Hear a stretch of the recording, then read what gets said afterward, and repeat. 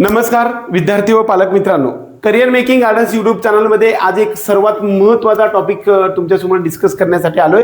ते म्हणजे महाराष्ट्र राज्यामधील ज्या पद्धतीने MBBS BDSचं पहिल्या राऊंडचं शेड्यूल एक्सटेंड झालेलं आहे, त्याच्या पूर्वी MCC ऑल इंडिया कोटा, आपण त्याला MCC असं म्हणतो, MCC ऑल इंडिया कोटा मधील MBBS BDS साठीचं शेड्यूल सुद्धा रिवाइज झालेलं आहे. आपल्या सर्वांना माहिती आहे की 5 ऑगस्ट पासून 15 ऑगस्ट पर्यंत रजिस्ट्रेशनसाठी संधी उपलब्ध होती. त्याचबरोबर पेमेंटची फॅसिलिटी मात्र 15 ऑगस्ट पर्यंत होती. मात्र चॉईस फिलिंग जी आहे ती 6 ऑगस्टला सुरू झालेली चॉईस फिलिंग ही संपली कधी बघा, 18 तारखेला म्हणजे परवा दिवशीपर्यंत आपल्याला कालपर्यंत संधी उपलब्ध होती. आज 19 तारीख आहे. 19 तारखेला रिझल्ट लागणं अपेक्षित होतं, परंतु एक शेड्यूल आपल्याला MCCच्या वेबसाईटवरती पाहायला मिळालेलं आहे. त्यामुळे 19 आणि 20ला प्रोसेस ऑफ अलॉटमेंट आहे आणि रिझल्ट आपल्याला 21 तारखेला लागेल आणि 22 तारखेपासून 31 तारखेपर्यंत 10 दिवस आपल्याला रिपोर्टिंगसाठी दिलेले आहेत. आपण आता राऊंड 1 मध्ये MCCच्या ऑल इंडिया कोट्यामधले सर्व नियम आपण पाहूया. ह्या सर्व गोष्टींमध्ये आपण सर्वात महत्त्वाचं काय बघा, नियम सर्वात महत्त्वाचे ते नियम आपण पाहूया. हे नियमामध्ये एक तर राऊंड 1 मधील असलेला जो नियम आहे त्याच्यामध्ये सर्वांनी ज्यांनी रजिस्ट्रेशन केलेलं त्यांना डिपॉझिट भरावं लागलेलं आहे आणि चॉईस फिलिंग पण केलेली आहे. पहिल्या राऊंडमध्ये एकतर 2 शक्यता आहेत की दिलेलं कॉलेज तुम्हाला मिळेल किंबहुना नाही मिळेल. मिळालं तर नंतर एक 2 संधी उपलब्ध आहेत, एक जॉईन करेल किंवा जॉईन न करेल आणि तिसरी जी संधी आहे ती हातात ठेवून पुन्हा अपग्रेडेशनसाठी जाईल. असं 4 प्रकार आहेत ते आपण आता विशद करणार आहे. एखाद्या विद्यार्थ्यांनी आतापर्यंत रजिस्ट्रेशन केलेलं आहे राऊंड 1 मध्ये MCC डीम्डसाठी आणि all India quota AIIMS JIPMER आणि 15% ज्यांनी रजिस्ट्रेशन केले अशा विद्यार्थ्यांसाठी चॉईस फिलिंग आणि चॉईस लॉकिंग झालंय. आता प्रोसेस ऑफ अलॉटमेंट नंतर आपल्याला रिझल्ट येईल आणि रिझल्ट आल्यानंतर रिपोर्टिंग किंवा प्रत्यक्ष जॉईनिंग कॉलेजसाठी होणार आहे. ज्यावेळेस रिझल्ट आपल्या सोबत येणार आहे त्यावेळेस मात्र 5 ते 7 तासामध्ये आपल्याला एक लिंक ॲक्टिवेट होते MCC वेबसाईटवरती आणि आपल्याला अलॉटमेंट येत असतं. पहिल्या राऊंडमध्ये तुम्हाला डीम्ड कॉलेज असेल, एम्स जिपमर असेल किंवा 15% कोट्यामधून या कॉलेजमध्ये जर समजा एखादं कॉलेज मिळालं तर तुम्ही ते कॉलेज न घेता म्हणजे जॉईन न करता येऊ शकतं. त्या गोष्टीला फ्री एक्झिट असं म्हटलं जातं. फ्री एक्झिट म्हणजे काय, जर पहिल्या राऊंडमध्ये एखादं कॉलेज तुम्हाला दिलेल्या चॉईसमधून जर समजा मिळालं असेल किंवा ते अलॉट झालेलं असेल तर तुम्ही जॉईन न करता पुढच्या राऊंडमध्ये चॉईस फिलिंगसाठी जाऊ शकता. त्यासाठी तुम्हाला कसल्याही प्रकारचं जे काही डिपॉझिट भरलेलं आहे ते पण फोरफिट होणार नाही किंवा जप्त होणार नाही आणि तुमचं रजिस्ट्रेशनसुद्धा बाद होणार नाही. ह्या प्रक्रियेला फ्री एक्झिट असं म्हणतो.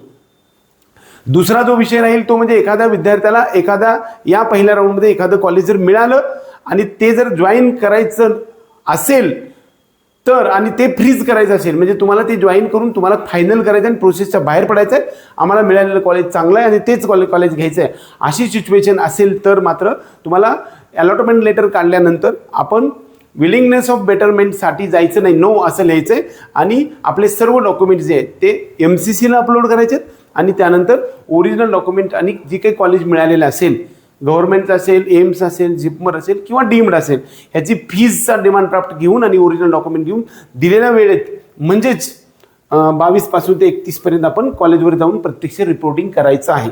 त्याला फ्रीज हा ऑप्शन निवडल्यानंतर दुसरा ऑप्शन तिकडे उपलब्ध आहे राऊंड 1 मध्ये. पहिला जो आहे तो म्हणजे एकतर फ्री एक्झिट आपण असूया, फ्री एक्झिट. दुसरा ऑप्शन जो आहे तो आपल्याला फ्रीज असं म्हणूया, फ्रीज. आणि तिसरा जो ऑप्शन आहे त्याला आपण फ्लोट असं म्हणूया. फ्लोट म्हणजे काय, जर समजा एखादं कॉलेज मिळालं तर ते तुम्ही हातात ठेवून कसली फीज न भरता जॉईन न करता दुसऱ्या राऊंडमध्ये आपल्याला जाता येऊ शकतं, म्हणजे चॉईस फिलिंग दुसऱ्या राऊंडमध्ये करता येऊ शकतं. त्याला आपण फ्लोट ऑप्शन म्हणतो. त्यावेळेस तुमच्या हातात हे मिळालेलं कॉलेज आपल्या हातात राहणार आहे.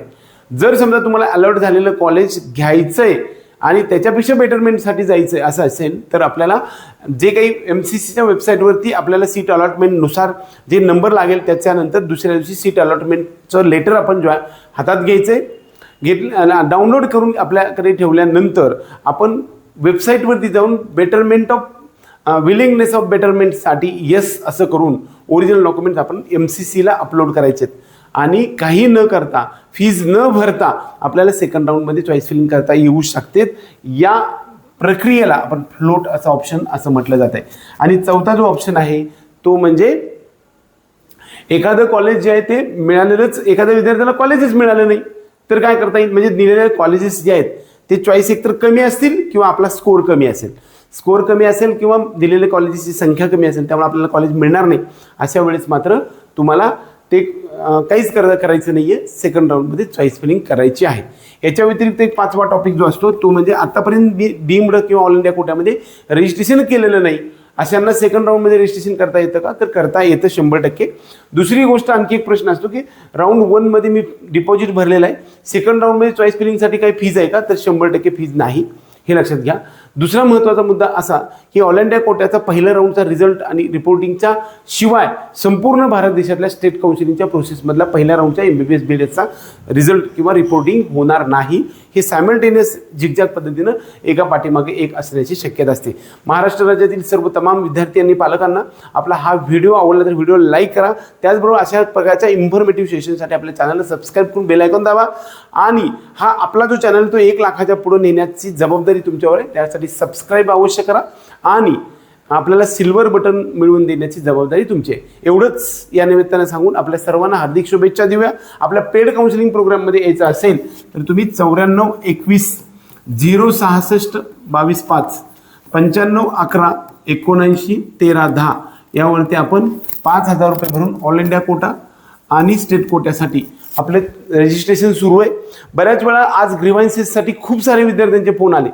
बऱ्याच वेळा ज्यावेळेस तुम्हाला अडचण येत नाही त्यावेळेस मात्र तुम्ही स्वतः सगळ्या प्रोसेस करता, परंतु प्रत्यक्ष काउन्सिलिंग प्रक्रियेच्या आपल्या जे मिशन ॲडमिशन नावाच्या ग्रुपवरती करिअर मेकिंग गायडन्सवरती ज्यावेळेस तुम्ही येता त्यावेळेस तुम्हाला कसलेच प्रश्न राहत नाहीत. आयुष्याच्या महत्त्वाच्या टप्प्यावरती आपण 100% चॉईस ही महत्त्वाची असली पाहिजे आणि गायडन्सच्या मदतीने आपण जर आयुष्याचा मार्ग निवडला तर निश्चित सुकर होण्यासाठी मदत होऊ शकते.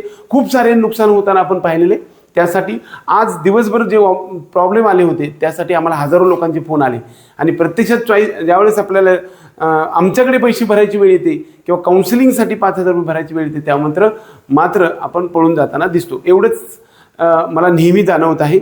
आपले प्रश्नांची उत्तरं सुटावी मात्र काउन्सिलिंग जॉईन करू नये आणि आपण स्वतःच ज्यावेळेस करायला जातो त्यावेळेस खूप साऱ्या प्रश्नांना सामोरं जावं लागतं आणि आपल्याला गोष्टी माहीत होत नाहीत, आम्ही फसतो आणि फसल्यानंतर आमच्याकडे येणाऱ्यांची संख्या निम्म्यापेक्षा जास्त असते. त्यासाठी आपला हा जो मार्ग सुकर बनवण्यासाठी आयुष्यातला एकच वेळेस अशी टप्पा येणार आहे. एकदा तुम्ही ॲडमिशन घेतलं की तुम्हाला आयुष्यभरात आमची गरज बसणार नाही, त्यामुळे 100% एकदाच गरज लागणार आहे. त्यामुळे ह्या महत्त्वाच्या टप्प्यावरती तुम्ही निश्चित आपल्या करिअर मेकिंग गायडन्सच्या आपल्या पेड काउन्सिलिंग प्रोग्राममध्ये अवश्य येऊ शकता. एवढंच या निमित्ताने सांगून आपल्या ह्या चॅनलला सबस्क्राईब अवश्य करा.